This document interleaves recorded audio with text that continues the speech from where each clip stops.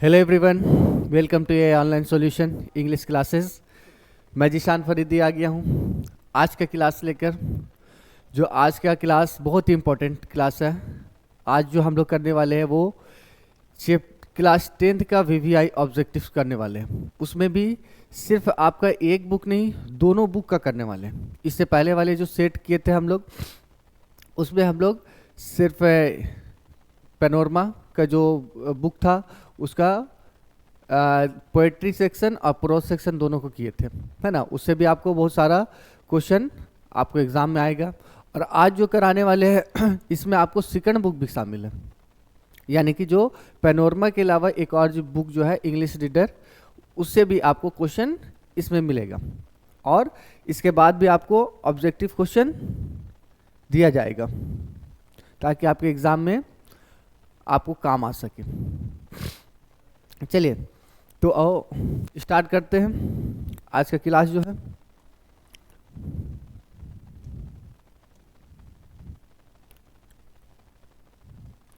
देखिए, चैप्टर 1 से लेकर, चाहे वो पैनोरमा का हो या इंग्लिश रीडर का हो, चैप्टर 1 से लेकर के पूरे चैप्टर तक कवर करने का कोशिश किया गया। और जिसमें जो इम्पोर्टेंट क्वेश्चन है, जो प्रीवियस ईयर में आया है क्वेश्चन, या उस चैप्टर जिस चैप्टर से ज़्यादा क्वेश्चन आता है उस चैप्टर से क्वेश्चन आपको यहाँ पे दिया गया है। तो चलिए स्टार्ट करते हैं। क्वेश्चन 1 यहाँ पे आपका है, the author admits that quick travel does not give the traveller the real dash. ये आपका पेज फॉर लिविंग का, the page for living chapter 1 का ये क्वेश्चन है। क्या कह रहा है कि द ऑथर, ऑथर मतलब क्या होता है? लेखक, जो राइटर है। Admits that quick travel does not give the traveller the real, यानी कि जो ऑथर है, जो राइटर है, वो ये मानता है, वो ये एडमिट करता है कि क्विक ट्रैवल यानी कि स्पीड चलना, फास्ट ट्रैवलिंग करना, वो उस चीज़ में उसको उतना मज़ा नहीं आता है। तो यहाँ पे क्या कह रहा है? Does not give the traveller the real, यानी कि जो ट्रैवल करता है तो वो उसको रियल नहीं मिलता। क्या रियल नहीं मिलता है? Pains, pleasure, living, holidays. तो आप लोगों को याद होगा कि इसका सही आंसर क्या होगा? Real pleasure, option B. यानी कि जो सच्ची खुशी है वो उसको नहीं मिल पाता। वो बोला था ना कि ट्रैवलिंग तो हम लोग कर लेते हैं, 1 घंटा में यहाँ से वहाँ पहुँच जाते हैं, लेकिन जो मज़ा मिलना चाहिए वो असल में खुशी, असल में मज़ा नहीं मिल पाता। तो यहाँ पे सही आंसर क्या होगा? Option B, pleaser. क्वेश्चन 2 है, where did corn merchant live. जो कॉर्न मर्चेंट था ये भी उसी चैप्टर का है, द पेज फॉर लिविंग का। तो उसमें यहाँ पे क्वेश्चन है कि where did corn merchant live. वो कॉर्न मर्चेंट जो था, मक्के का व्यापारी, वो कहाँ का रहने वाला था? तो वो कहाँ रहता था? रसिया में, भूटान, एंड आयरिश कंट्री या इराक। तो आप लोगों को अच्छे से याद होगा कि वो कहाँ का रहने वाला था। तो वो था in Irish country, option C. क्या हो जाएगा? Option C. ठीक है, आगे चलते क्वेश्चन नंबर 3 की तरफ। आज भी 50 क्वेश्चन है, 50 क्वेश्चन कवर करेंगे हम लोग। Question 3, the page for living is a dash. जब भी स्टोरी पढ़ाते थे, जब भी कोई चैप्टर स्टार्ट करते थे, तो उसके बारे में ज़रूर बताते थे हम कि ये आपका स्टोरी है, ड्रामा है, या फिर स्पीच है, एसे है। तो यहाँ पे देखिए वही क्वेश्चन आ रहा है कि जो द पेज फॉर लिविंग, ये क्या है? ड्रामा है, स्टोरी है, एसे है या नॉवेल है? तो आप लोग पढ़े थे कि जो द पेज फॉर लिविंग है वो क्या है? एक स्टोरी है, ऑप्शन बी सही है। आगे क्वेश्चन नंबर 4, हु सा अ प्ले इन डबलिन। डबलिन में वो प्ले यानी कि वो खेल कौन देख रहा था, वो ड्रामा कौन देख रहा था डबलिन में? तो क्या लिखा हुआ? ऑप्शन है an elderly corn merchant, the author, the corn merchant's nephew या द कॉर्न मर्चेंट्स वाइफ। तो वो डबलिन में वो प्ले कौन देख रहा था? तो इसका सही आंसर क्या होगा? N elderly corn merchant, option A.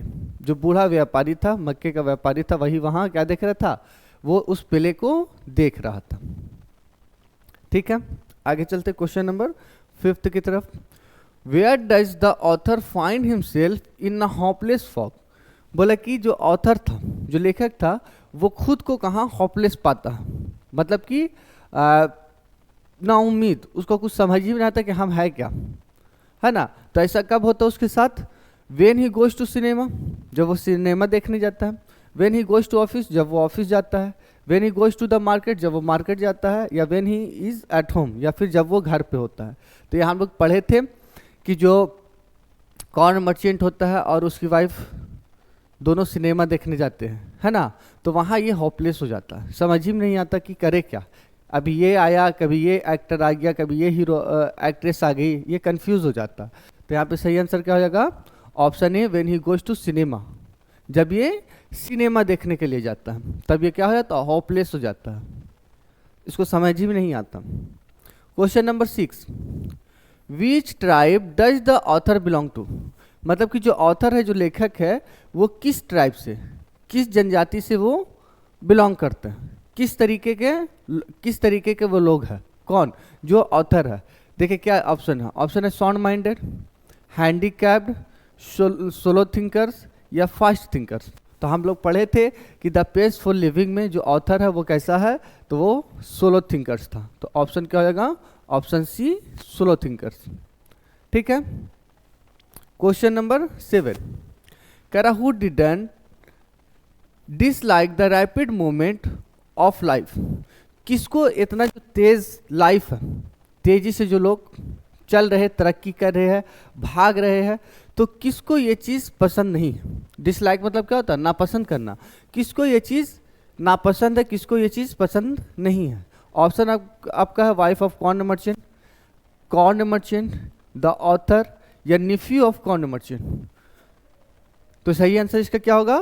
Corn merchant को ये फास्ट रैपिड मूवमेंट पसंद नहीं है, तो इसलिए ऑप्शन क्या हो जाएगा? Option B. ठीक है। आगे question number 8, me and ecology beat is all about, जो आपका चैप्टर है मी एंड इकोलॉजी बीट। ठीक है। अब यहां तक देखिए आप, 7 क्वेश्चन आपका किससे था? चैप्टर 1 से। तो ये चैप्टर 1 से आपको 3 से 4 क्वेश्चन एग्जाम में जरूर आएगा, ऑब्जेक्टिव भी आएगा, सब्जेक्टिव भी आएगा। तो इसलिए आप लोग जो भी चैप्टर पढ़ाया जाए या जो भी ऑब्जेक्टिव अभी कराया जा रहा, उस पर आप लोग ज़रूर फोकस करें और 60 से 70% मार्क्स तो ज़रूर लाएं। हम तो बोले थे कि आप लोग ज़्यादा मेहनत कीजिए, थोड़ा सा मेहनत कीजिएगा तो इंग्लिश में भी और अच्छा मार्क्स आ सकता है ना। थोड़ा सा फोकस करने की ज़रूरत है। जितना चीज़ बताया जा रहा उसी चीज़ को अगर आप फॉलो कर लें तो आपका मार्क्स अच्छा आ सकता है। देखिए क्या कह रहा मी एंड इकोलॉजी बीट, ये सेकंड चैप्टर है। तो बोला कि me and ecology beat is all about, ये किसके बारे में है? तो आपका ऑप्शन है preserving water resources, preserving environment and ecology, preserving forest resources, या प्रिजर्विंग ह्यूमन रिसोर्सेज। अगर ये सब को देखा जाए, ऑप्शन ए, सी, डी तीनों सही है, लेकिन तीनों को मिला के जो सही आंसर दे रहा है वो कौन दे रहा है? Option B.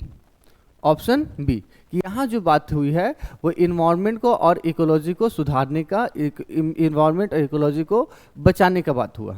ठीक है। तो ऑप्शन बी। क्वेश्चन नंबर 9,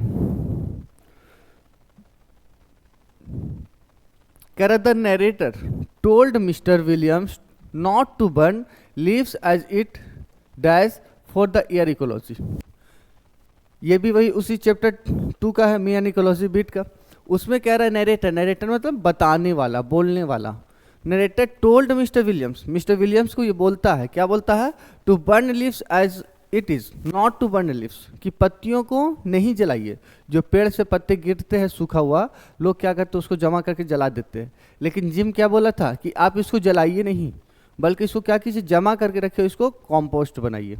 तो यहाँ पे वही कह रहा है कि told mister Williams not to burn leaves as it is, मतलब कि आप पत्तियों को जलाइए नहीं।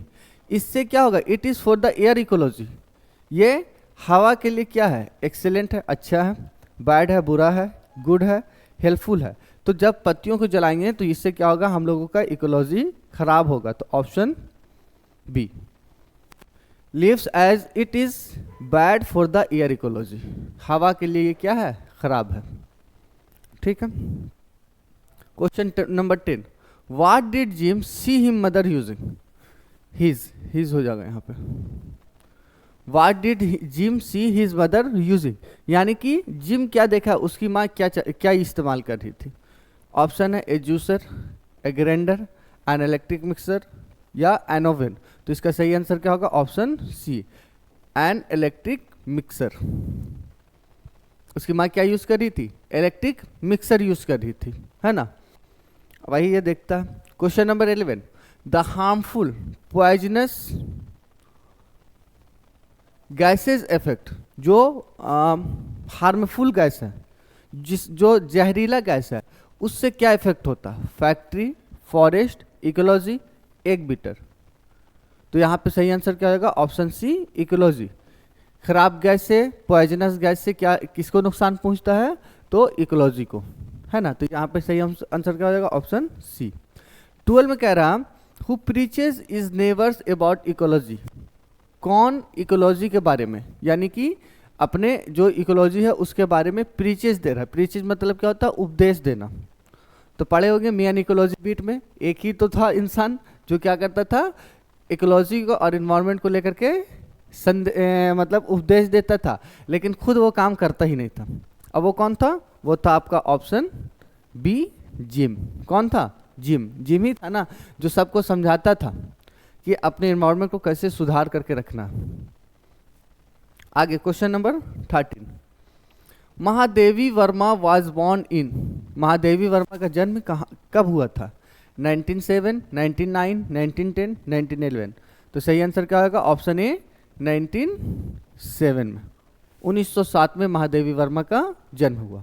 इस तरीके का एक दो क्वेश्चन आपके बुक में, आपके एग्जाम में रहेगा। क्वेश्चन नंबर 14, गिल्लू, जो आप लोगों का फेवरेट चैप्टर रहा है। Gillu would inform bye tweeting, जब गिल्लू को भूख लगता था तो वो अपना आवाज़ निकालता था, आवाज़ निकाल के इन्फॉर्म करता था। तो वो कैसा आवाज़ निकालता था, टिक टिक, ट्रिंग ट्रिंग, चिक चिक, क्रिंग क्रिंग। तो आप लोग पढ़े हैं कि इसका आवाज़ तो आप लोग समझ ही गए थे सब, ऑप्शन सी, चिक चिक, है ना, ऑप्शन सी, चिक चिक। Question number 15, Mahadevi Verma was an elected fellow of dash academic, यानी कि महादेवी वर्मा को किस चीज के लिए चुना गया था, किस एकेडमी अवार्ड के लिए चुना गया था। ऑप्शन है संगीत नाटक, साहित्य एकेडमी, कला एकेडमी या नृत्य कला एकेडमी। तो आप लोगों को पता है कि महादेवी वर्मा को जो चुना गया था, जो उनको किस एकेडमी के लिए चुना गया था। तो सही आंसर क्या होगा, ऑप्शन सी, कला एकेडमी, ऑप्शन सी, कला एकेडमी। ठीक है, आगे, how were Gillu's eyes, Gillu की आंखें कैसी थी, छोटा छोटा, है ना, और कैसा। ऑप्शन है आपका ब्लू, रेड, येलो या रिफल्जेंट। तो आप लोग पढ़े हैं कि गिल्लू का आइज कैसा था, रिफल्जेंट था, मतलब कि चमकता हुआ, चमकीला। ऑप्शन डी, कैसा था, रिफल्जेंट। 17 में, Gillu was and dash, Gillu क्या था, इंक्लूजन था, एक्सेप्शन था, अलाउंस था, एडमिटर था। जो इस स्टोरी को पढ़ेंगे उसको तुरंत याद आ गया होगा। जो महादेवी वर्मा बोलती है कि ये एक्सेप्ट एक ऐसा जानवर है, एक ऐसा है जो मेरे खाना के पास आके बैठ जाता, वरना किसी में इतनी हिम्मत नहीं है कि कोई मेरे प्लेट से मेरे खाना को उठा ले। लेकिन ये गिल्लू ही एक ऐसा इकलौता था जो उसमें से खाना, महादेवी वर्मा के प्लेट से खाना उठा लेता था। तो यहाँ पे सही आंसर क्या होगा, option B, exception. Gillu was an exception, Gillu क्या था, एक एक्सेप्शन था। Question number 18, the first feature film in India was produced in, हाँ देखिए यहाँ पे दो तरह का, यहाँ पे क्या लिखा हुआ क्वेश्चन, फर्स्ट फीचर फिल्म्स। जब भी फीचर फिल्म्स आ जाए आपके एग्जाम में तो आंसर क्या होगा, ऑप्शन डी, 1913। फीचर फिल्म्स बोले तो 1930 में, लेकिन शॉर्ट फिल्म बोले तो 1907 में। ठीक है, शॉर्ट फिल्म बोले तो 1907 में और फीचर फिल्म बोले तो 1913 में। तो यहाँ पे सही आंसर क्या होगा, ऑप्शन डी, 1913। 19 में, the cinema combines in various measure the, जो सिनेमा है इसमें बहुत तरीके का मेजर, मतलब कि उतार चढ़ाव है, किस चीज़ में, एक्टर में, पोएट्री में, स्टोरी में या राइटिंग में। तो तो आप पढ़े होंगे कि इसका सही आंसर क्या होगा, ऑप्शन सी स्टोरी में।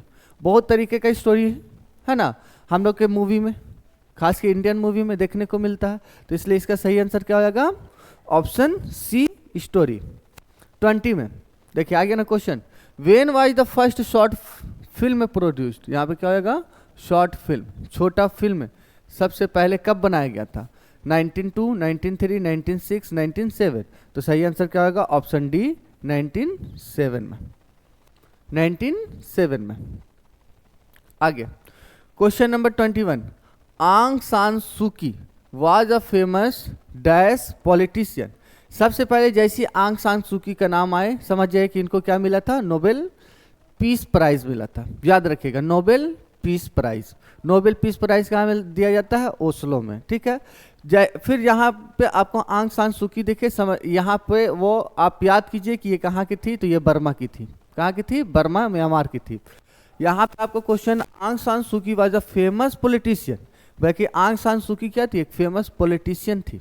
कहाँ की, Indian, Burmese, African, Chinese. India में रहने वाले को इंडियन कहते हैं, ठीक है।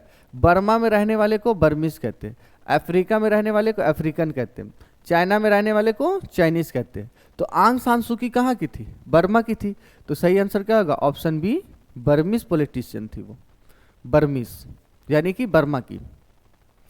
Question number 22, who is the speaker in the lesson acceptance speech. यानी कि जो एक्सेप्टेंस स्पीच आपका जो चैप्टर है, जो स्पीच है, इसको स्पीकर कौन है, मतलब कि ये स्पीच कौन दे रहा है, कौन लिखा है। तो people of Burma, Alexander iris, आंग सान सूकी या Buddhist Monks.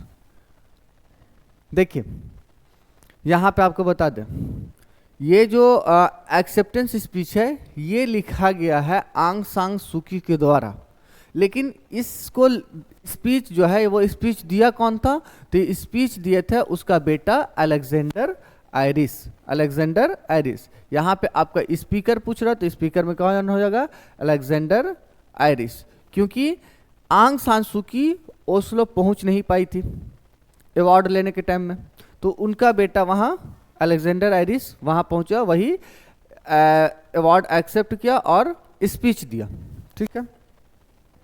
23, home wise the Potter challenging.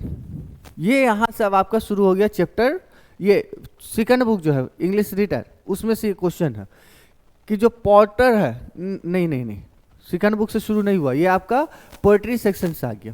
The sleeping Potter है ना चैप्टर, उसी से। Home wise the Potter challenging, जो पॉटर है वो किसको चैलेंज कर रहा, माउंटेन को, ट्री को, सी को या स्टार्स को। तो स्लीपिंग पॉटर किसको चैलेंज करता है, माउंटेन को, ऑप्शन ए, किसको, माउंटेन को। क्वेश्चन नंबर 24, मार्था, ये भी आपका पोएट्री सेक्शन है। Martha had a small lovely dash. Martha को एक स्मॉल लवली, छोटा सा प्यारा सा क्या था, हेड, चिन, आईज, लिप्स। जो नहीं पढ़े होंगे वो लिप्स मारेंगे, है ना, लेकिन ये गलत है। सही आंसर क्या होगा, ऑप्शन बी चिन। चिन कहते इसको, ठुड्डी को, ये जो होता है ना इसी को। तो जो मार्था थी ना, उसका ये वाला जो चीज था वो बहुत ही खूबसूरत था, छोटा सा था, बहुत ही खूबसूरत था, इसलिए यहाँ पे क्या बोल रहा, Martha had a small lovely chin, option B. 25, Munni, यहाँ से आपका सेकंड बुक स्टार्ट हो जाता। Munni is the character of the story. Munni किस स्टोरी की कैरेक्टर है, January night, allergy, the beat या लव डिफाइल्ड। तो आप लोग पढ़े हैं कि मुन्नी किसके कैरेक्टर थी, जनवरी नाइट का, ऑप्शन ए। किस स्टोरी के कैरेक्टर है मुन्नी, तो जनवरी नाइट का, ऑप्शन ए। 26 में, जनवरी night is the story of the. January night एक स्टोरी है, कब का, समर नाइट का, ऑटम नाइट का, विंटर नाइट का या नन ऑफ दिस का। जनवरी नाइट, जनवरी में क्या पड़ता है बाबू लोग, ठंडा, गर्मी, बरसात या ऑटम सीजन क्या पड़ता है, तो जनवरी में तो बहुत कड़ाके की ठंड रहती है, और इसलिए इसका सही आंसर क्या होगा, ऑप्शन सी जनवरी नाइट। इसी जनवरी नाइट को हिंदी में क्या बोलते हैं, पूस की रात। क्या बोलते हैं, पूस की रात। अब पूस की जो रात होते है वो बहुत क्या होता है, ठंड, कड़ाके की ठंड होता। तो ये क्या बोला कि जनवरी night is the story of the, ये जो स्टोरी है वो कब का है, तो विंटर नाइट का, रात का, ये ठंडे की रात का। 27, हु डिस्कवर्ड इम्यूनोग्लोबुलिन, बोला कि ये जो इम्यूनोग्लोबिन है इसका खोज किसने किया, कैल्विन, उपसाला, रदरफोर्ड या लुई। तो इसका देखिए जो ऑप्शन दिया हुआ है ना वो ऑप्शन गलत है, आपको बता दें हम।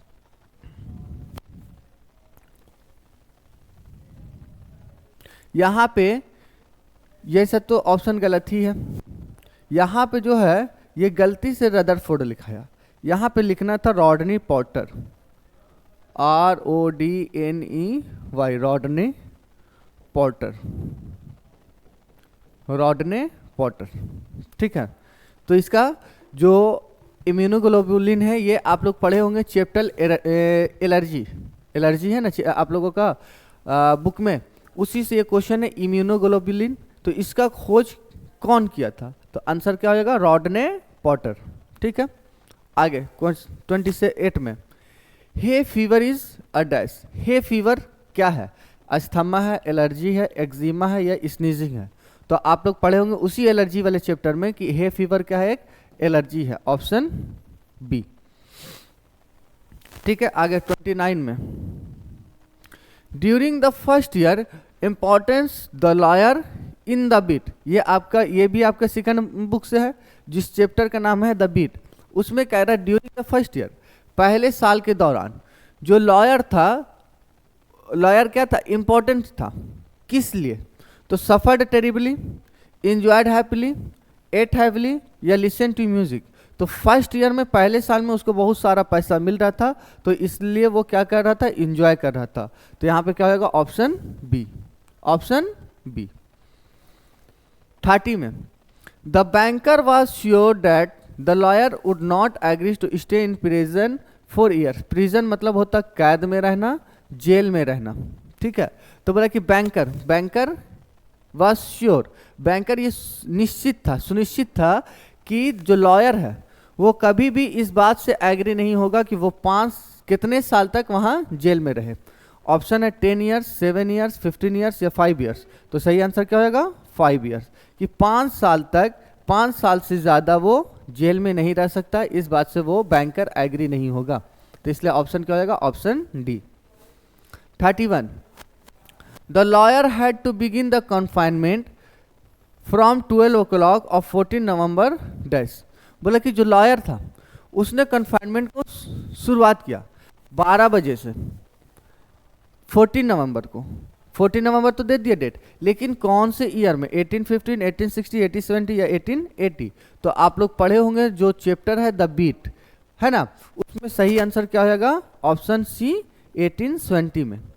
1820 मतलब 1820 में वो अपना कन्फाइनमेंट शुरू किया था, कितना बजे से, 12 बजे से।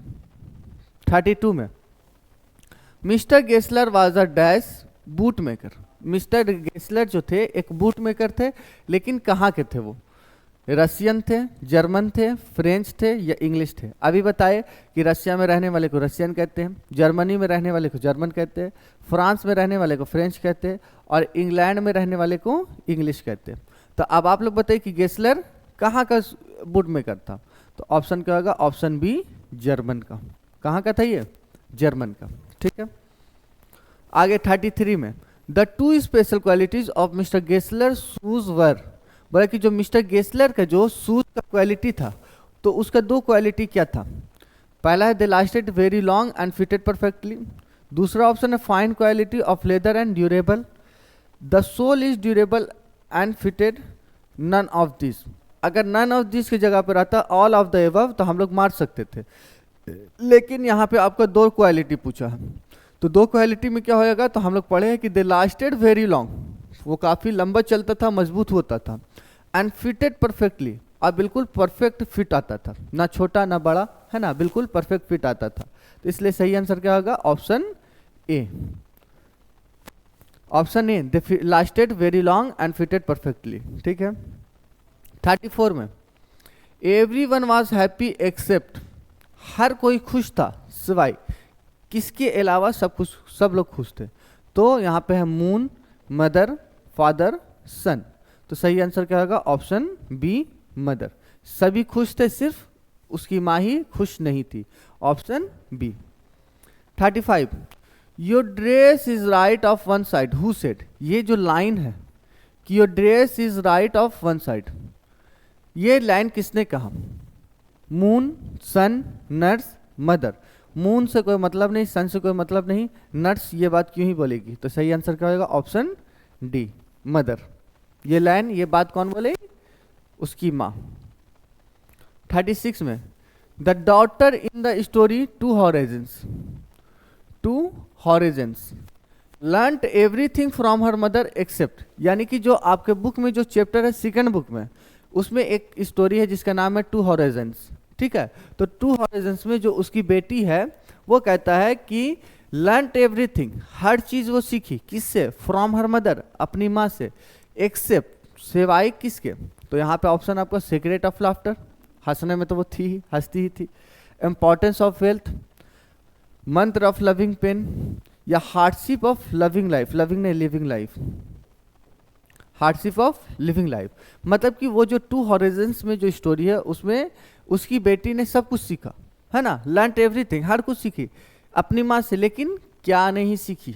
तो सही आंसर क्या होगा? Option D, hardship of living life, जीवन जीने का मेहनत, तरीका वो नहीं सीखी, है ना, कि कैसे लाइफ को गुजारना है। 37 में, the daughter writes a letter to her dash, जो डॉटर है वो लेटर लिखती है, किसको लेटर लिखती है? फादर को, मदर को, सिस्टर को, या ग्रैंडफादर को? तो किसको लेटर लिखती है? अपनी माँ को। Option B, letters to her mother. 38 में, the daughter had tried her best in follow, यहाँ पे क्या होगा? फॉलो हो जाएगा, FOLLOW, follow her dash advice in her married life. बोले कि जो डॉटर है, जो यही उसी टू हॉरिजन्स स्टोरी है उसी का बात हो रहा है कि उसमें जो बेटी है वो कोशिश करती है अपनी माँ के ये हर बात को फॉलो करने का। Advice in her married life, जो उसके मैरिड लाइफ में जो उसको एडवाइस दिया गया था, तो किसके बात को वो फॉलो करती है? फादर्स के एडवाइस को, ब्रदर्स का एडवाइस को, सिस्टर्स का एडवाइस को, या मदर्स एडवाइस को? किसकी बात को वो फॉलो करती है? तो सही आंसर क्या होगा? Option D, mother's advice. किसके एडवाइस को? अपनी माँ के एडवाइस को वो फॉलो करती है। 39 में, Gidhar Jha, Gidhar Jha is a senior dash, Gidhar Jha एक सीनियर क्या थे? ऑप्शन है आपके सामने, एडिटर थे, डायरेक्टर थे, रिपोर्टर थे, या जर्नलिस्ट थे? तो जो पढ़े होंगे उनको याद होगा कि गीधर झा क्या थे? एक जर्नलिस्ट थे, सीनियर जर्नलिस्ट थे। तो ऑप्शन क्या होगा? Option D. 40 में, when the narrator in loved defile, कहाँ का बोल रहा कि जो आपका बुक में जो एक स्टोरी है द लव्ड डिफाइल, ठीक है, तो उसमें नरेटर कह रहा के बारे में कह रहा है, यानी कि जो स्टोरी बता रहा है उसके बारे में कह रहा कि द नरेटर गॉट मैरिड, शादी किया, he did not invite his ex girlfriend to his, लेकिन वो उसने अपने एक्स गर्लफ्रेंड को नहीं बुलाया। कहाँ नहीं बुलाया? सिस्टर्स मैरिज में, पिकनिक पार्टी में, टूर पे, या वेडिंग में? तो कहाँ नहीं बुलाया? शादी में नहीं बुलाया। ऑप्शन क्या हो जाएगा? Option D, option D. ठीक है, 40 क्वेश्चन तक पहुंच गया है, 10 क्वेश्चन और है। देखिए, कह रहा where did the writer, writer हो जाएगा, राइटर वॉज द प्ले। ये फिर आपका क्वेश्चन आ गया कहाँ से? चैप्टर 1 से। ये RC हचिंसन का जो लिखा हुआ है द पेस फॉर लिविंग, ये इससे आपको जरूर क्वेश्चन आने वाला है और आएगा ही। कह रहा where did the writer watch the play, जो राइटर है वो प्ले कहाँ देखा? दुबई में, डबलिन में, दिल्ली में, लंदन में? तो आप लोगों को पता है कि वो प्ले कहाँ देखा था? डबलिन में। Option B. कहाँ? Option B. आगे question number 42, who didn't dislike the rapid movement of life, ये तो अभी क्वेश्चन आ चुका था, कॉर्नमेंट था। ठीक है, आगे 43 में, what did the author do for environment. हाँ, जो मी एंड इकोलॉजी बिट चैप्टर का फिर से क्वेश्चन है यहाँ पे कि जो ऑथर है वो इन्वायरमेंट के लिए क्या करता है? बाई अवेयरिंग, अवेयर ये छूट गया यहाँ पे, बाई अवेयरिंग पीपल, लोगों को जागरूक करता है, डूइंग प्लांटेशन, पेड़ पौधा लगाता है। अवॉइडिंग पोल्यूशन, पोल्यूशन को खत्म करता, दूर करता। टू बर्निंग लीव्स, या पत्तियों को जलाता। तो ये सब तो गलत ऑप्शन है ना, बल्कि वो क्या करता है, लोगों को जागरूक करता है। ऑप्शन ए, कि आप लोग जो अपने इन्वायरमेंट के साथ, इकोलॉजी के साथ जो कुछ कर रहे हैं वो गलत है, उसमें सुधार लाइए, मतलब लोगों को जागरूक करता है। तो सही आंसर क्या होगा, option A. 44, Gillu was wounded because he, Gillu क्या हो गया था, जख्मी हो गया था। कैसे, क्यों जख्मी हुआ? हैड फॉलन डाउन, वो ऊपर से नीचे गिर गया था तो जख्मी हुआ। वाज अटैक्ड बाय क्रोज, कौवे ने उस पर अटैक किया, हमला किया। Was attacked by a cat, बिल्ली के द्वारा उस पर हमला किया गया। या was attacked by a dog, या कुत्ते के द्वारा उस पर हमला किया गया।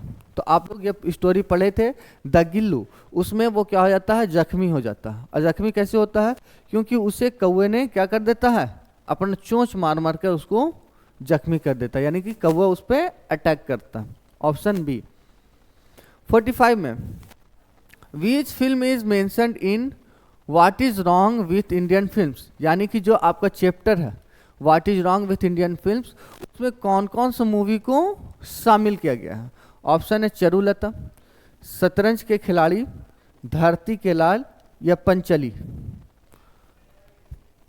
देखिए ये चारों ऑप्शन सही है, चारों मूवी को उस आपके चैप्टर जो what is wrong with Indian film है उसमें ये इसका नाम लिया गया है, मेंशन किया गया है। तो चारों ऑप्शन आपका सही है, ठीक है। लेकिन ये यहाँ पे तो लिख दिया गया, ये तो आपका सही है, लेकिन आपको एग्जाम में हो सकता है कि ये इसमें से 3 ही देगा, एक हटा देगा, कोई सा भी एक हटा देगा, बोलेगा कि इनमें से किसका नाम नहीं लिया गया है। तो जो गलत ऑप्शन रहेगा उसको टिक कर देना, ठीक है। या फिर यहाँ पे रहेगा ऑल ऑफ द अबव, तो ऑल ऑफ द अबव में सही टिक करेंगे। आगे question number 46, what is the position of India in film production is the world.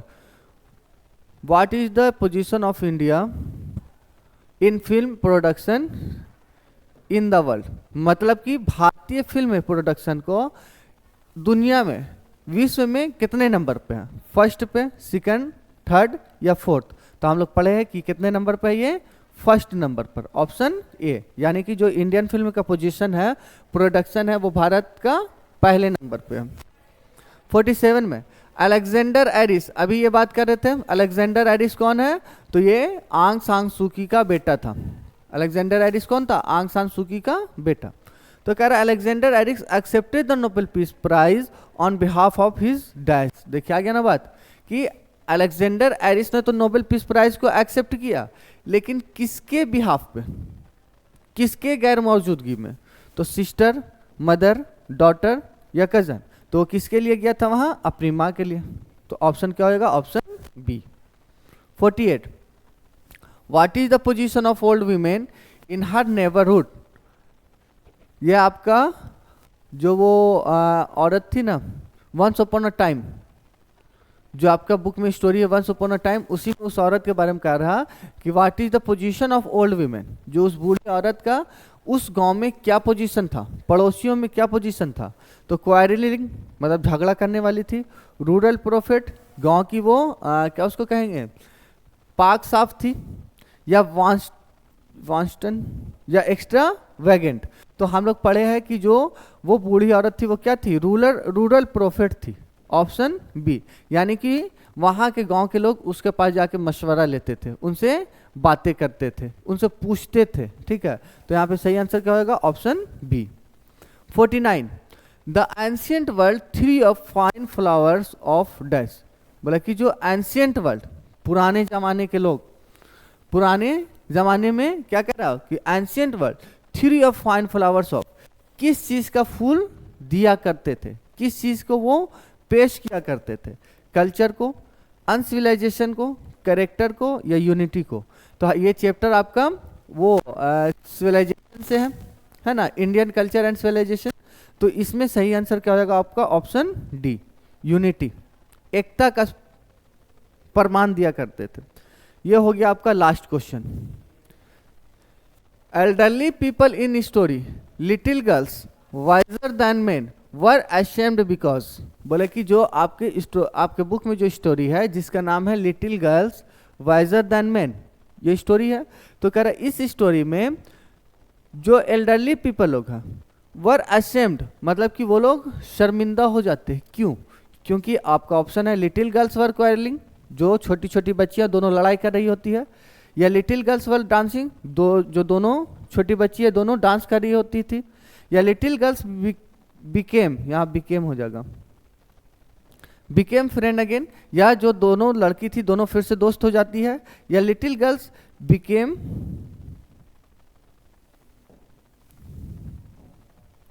यहाँ पे अच्छी एक मिनट, हाँ यहाँ पे बिकेम हो जाएगा, little girls became enemies again, मतलब कि वहाँ जो little girls wiser than man में जो वहाँ के लोग थे वो लोग शर्मिंदा हो जाते। क्यों शर्मिंदा हो जाते हैं?